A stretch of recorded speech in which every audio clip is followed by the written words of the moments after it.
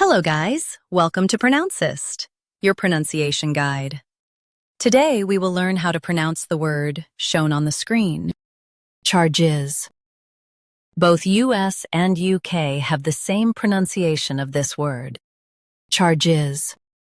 Now read the syllables shown on the screen naturally. Char, jizz, charges. Stress char and keep gez quick. Char. Jizz, charges. Stress char and keep gez quick.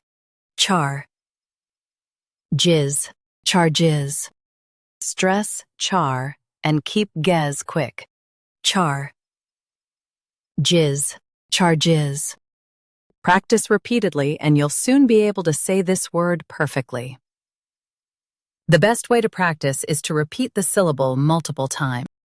The meaning of the word is costs or accusations. Try repeating this word several times to improve your pronunciation. We post daily videos on useful and commonly mispronounced words to help you speak clearly and confidently.